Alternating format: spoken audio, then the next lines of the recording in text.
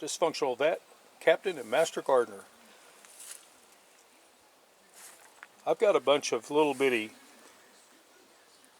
garlics that are going to be very hard to plant by hand. And so what I'm going to try to do is to see if I can grow them. As you can see, they're very small. The recommendation for most people that grow things say don't do this, but I like a challenge. So what we're going to do is we're just going to sprinkle these around in here. In the words of Cynthia Stevens, this is a serving suggestion. As soon as we get these in, we'll put a little bit more of this topsoil on it, potting soil. By the way, this is Miracle Grow that I'm using, and this is actually in pretty good shape.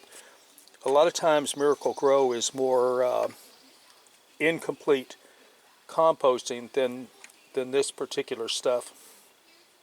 Anyway, I'll put a layer of dirt on this, and I'm going to really be beefing up the fertilizer and the watering on this, and I'm going to try to see if I can get these little ones to come up.